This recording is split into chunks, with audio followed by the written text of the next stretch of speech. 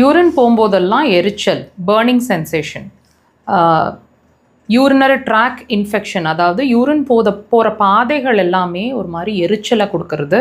சிலருக்கு வந்து ரொம்ப கடுகடுப்பாக வலியை கூட கொடுக்கும் யூரின் போகும்போது.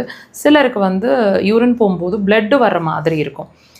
இந்த மாதிரி எரிச்சலோ வலியோ என்ன சிரமங்கள், யூரின் சம்மந்தமான எந்த சிரமங்களாக இருந்தாலும் இந்த பாயிண்ட் வந்து குவிக் ரிலீஃப் கொடுக்குங்க. இன்ஃபெக்ஷன்ஸாக இருக்கிற பட்சத்தில் ஒரு 3 days ஆகுது மினிமம் நீங்கள் ப்ரெஷர்ஸ் கொடுக்கணும்.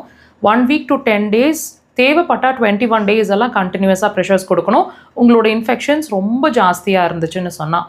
ப்ரெஷர் லொக்கேஷன் பாயிண்ட்ஸ் பார்ப்போம். சுண்டு விரலோட நகக்கண் வெளி சைடு எக்ஸாக்டாக மார்க் பண்ணிக்கிற இடத்துல அந்த பாயிண்ட் இருக்குது. உடன் இன்ஸ்ட்ருமெண்ட்ஸ் வச்சுருக்கீங்கன்னா ப்ரெஷர்ஸ் இப்படி இருக்கட்டுங்க.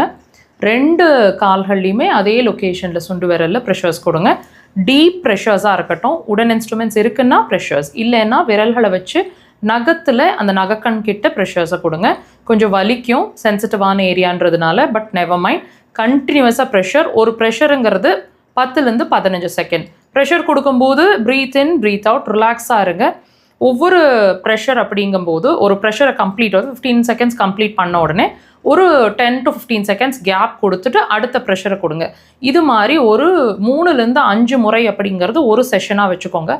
இந்த மாதிரி ஒரு 5 sessions ஆவது குறைஞ்சபட்சம் கொடுக்க வேண்டியிருக்கும். ஒரு 1 hourல கொடுத்து முடிக்கிற மாதிரி ட்ரை பண்ணுங்கள். இது மாதிரி ஒரு 3 to 5 times வரைக்குமாவது நீங்கள் ஒரு விட்டு கேப்பில் ப்ரெஷர்ஸ் கொடுத்துட்டே வாங்க. 1 hour நீங்கள் ப்ரெஷர் கொடுத்து முடிக்கும் போதே உங்களோட பர்னிங் சென்சேஷன் கொஞ்சம் கொஞ்சமாக குறையிறது தெரியும்.